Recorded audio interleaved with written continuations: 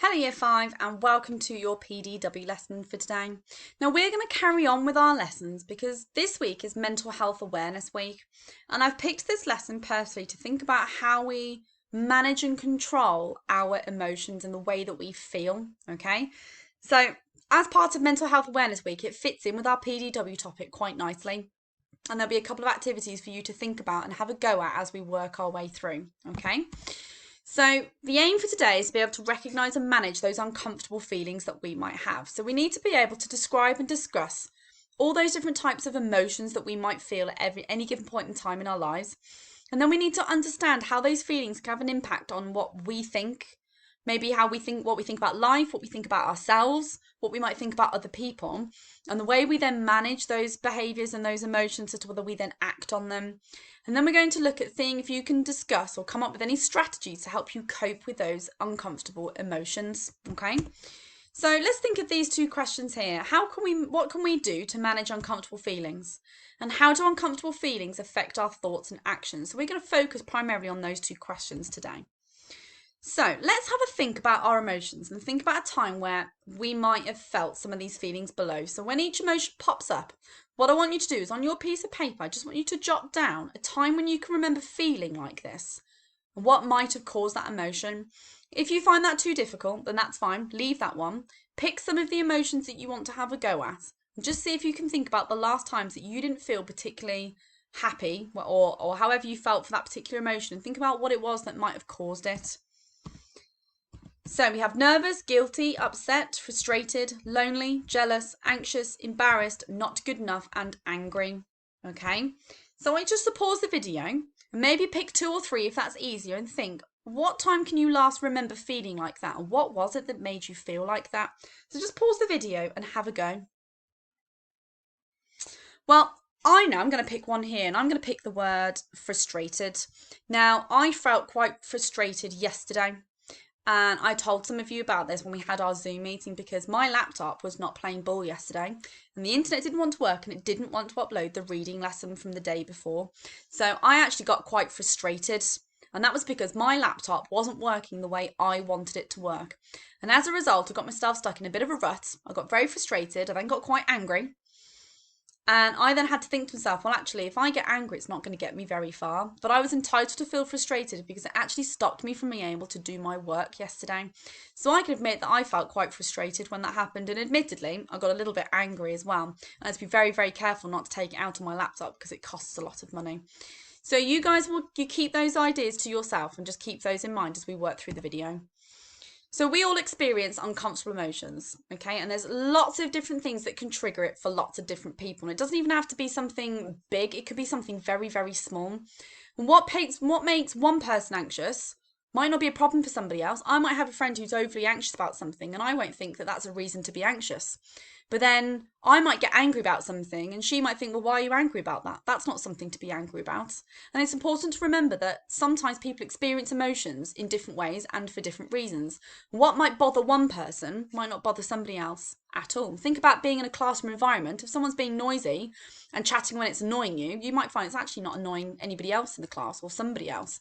So everyone experiences things in different ways. So it's important to remember that what other people feel and experience is real to them because they're physically going through it. They are experiencing that emotion and their emotions are real. And although those triggers may be different, the feelings are similar. So we all know what it's like to be angry. We all know what it's like to feel upset. We might all know what it's like to feel anxious. But we might all have been triggered to feel that same emotion in a different way. It might be that you've been triggered to be anxious because you're starting a new school, or you're anxious because you've got a football match that you're playing for, or you're anxious because you're waiting test results to come through for an exam. There are different things that trigger people, but the emotions are real and we all experience them on a very similar level. Now, when we talk about mental well-being, which is what our entire topic is for this term, we know that refers to our thoughts and our feelings, and it's our mind's way of letting us know how we're coping with life, what it is that we find easy, what it is we love, what it is we enjoy, but equally what it is that we struggle with, what we find difficult. And it allows us to be able to react and respond to those emotions, okay? Now, it's normal to feel uncomfortable and have those uncomfortable emotions from time to time. But if that's something that begins to become more of a problem and we experience those negative feelings more often, or we're worried about them, it can be a sign that we need to try and help our mental well-being, okay? Or we might need some additional help from somebody else that's going to help us almost get out of that little negative rut and try and make it a little bit more positive, or even try and work out different coping strategies to help. Now, anyone can experience different emotions with their mental health. Now, when we're feeling particularly low or anxious or even lonely or isolated, it means that we're experiencing the poor mental health well-being and we need that support. Now, at the moment, during a lockdown in the middle of a pandemic, I can guarantee you lots of people are feeling like this. And I'll be honest, I'm sure there are times in the last year since the first lockdown where I very much felt like that. I mean, I live in a house on my own. Although I live with housemates, they're not really friends of mine. We all just live separately in our own rooms. And at the moment, I can't go out and see my friends. I can't go and see my family who live 3 hours away from me. So there are times where I've sat there and felt quite isolated. And sometimes when you get stuck in and you don't do very much and it becomes quite difficult, you lose that motivation and you do get quite low. And I'm sure some of you have felt the same way, as well as your family as well at the moment. So it's important that we try and work out different strategies of how we can get out of that and how we can support ourselves and do things that help our well-being. So who could you turn to for support with your mental health and well-being? Now, it doesn't have to be someone that we know. Okay, now if someone we know doesn't seem to be coping well, or doesn't seem quite like their normal self, we could ask for that support from somebody else, and it might be on their behalf. So you're asking for the help for them. So rather than them asking for it, you've asked for it for them. Now, we need to become very familiar with the different feelings and emotions, but it's important to be able to verbalize and describe what those feelings are. Now, that can be very useful when we're looking at getting support for mental health. So we need to think about our different feelings and emotions. So experience the feelings we've discussed can be very unpleasant, and sometimes it can be frightening. Not everyone likes discussing why they feel the way they do. I know there have been times when I felt unhappy and not felt okay, and maybe life's got a little bit too much for me, where actually I don't want to talk about it with somebody else. But on some level, that didn't actually help me, because I didn't have somebody else there to then support me. And I spoke to friends and I spoke to family to help me get out of that bad day. When just, the smallest of little things happen where everything breaks or nothing works, the internet goes, the heating turns off, food's gone mouldy because I forgot to eat it, and then there's no water for me to cook from, and suddenly meltdown happened because one little thing just pushed me over the edge. And sometimes it's important to recognise those emotions and share them with somebody else. Now, we can become better at coping with these uncomfortable emotions if we try to understand them a little bit better. So understanding why we're feeling that particular way. So let's explore some of those emotions a bit further. So what I would like you to do, if you're at school with a partner, have a go at discussing these with your partner and jot down some ideas. If you're just sat at home or maybe with somebody else, jot down some ideas to these questions. So think about, what does sadness feel like? How do you feel inside yourself when you're nervous? What kind of thoughts would go through your mind when you feel embarrassed? Whereabouts in your body might you feel anger? So just pause the video and see if you can jot down some ideas to answer those 4 questions. So when we identify that emotion, it's important for us to be able to label it in some way that we can associate. So what we associate with that feeling and emotion. Now, we're going to use a sheet that you're going to have a go at in a minute. I want you to choose 4 different uncomfortable emotions that you might have experienced whenever in your life. And you're going to colour in the areas of your body where you feel those feelings. And what I want you to do is I want you to pick a colour that you associate most with that emotion. Okay? So, for example, if it was me and I experienced love, okay, so I've got a loving friend or a loving family, I might use the colour red.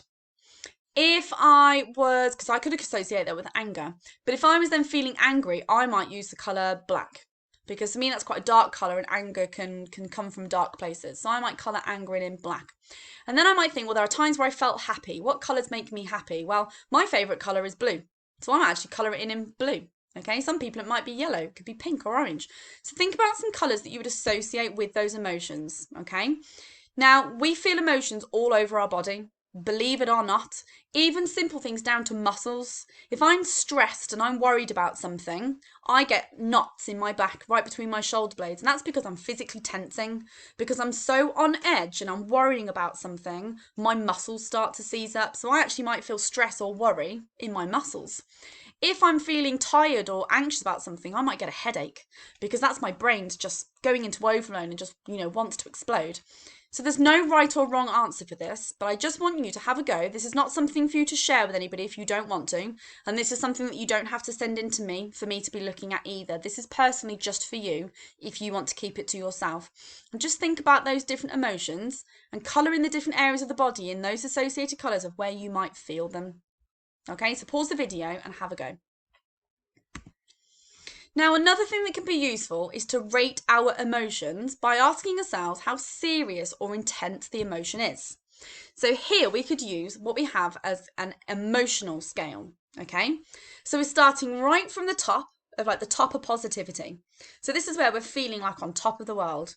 And then as we start to work our way down the different types of emotions, we start to get, to a bit of a wobbly patch here when we go from contentment to boredom to frustration to disappointment. And then we get to the point when we start to get the anxious side. So now we're starting to go into the doubt and the worry. And that worriness turns into loneliness, discouragement. And then we go from feeling anger, from feeling stress.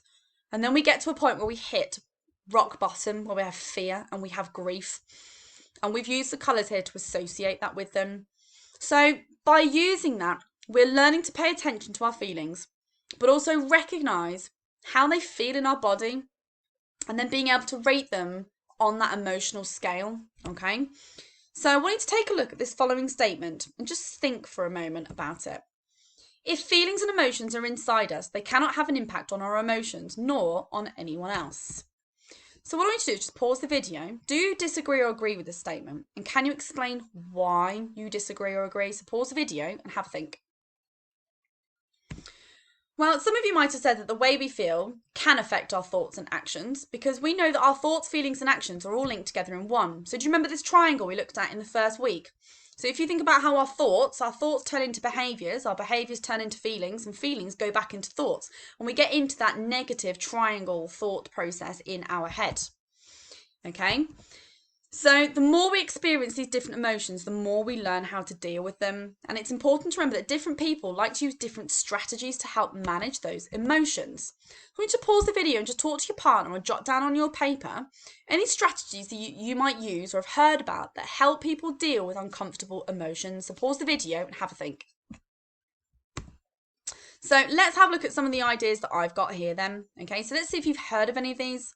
Might be worth just talking to someone about how you're feeling.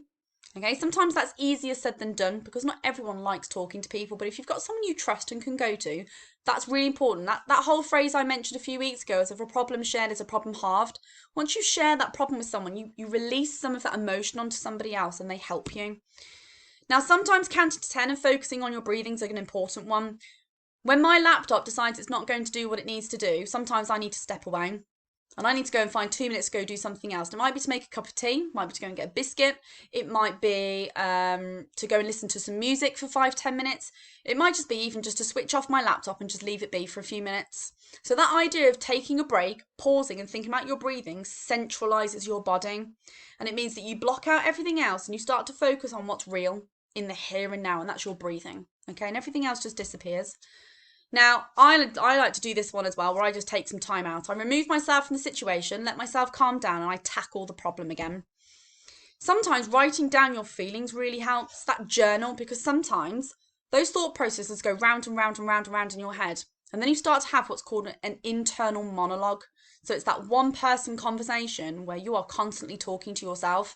So it's not a case of that you're hearing voices in your head, but you might have those questions. Oh, I'm not going to be able to do this. I can't do this. Well, I'm not going to try that. I'm going to be rubbish at this. This is awful. I don't look very pretty. I'm not going to have any friends. Nobody likes me.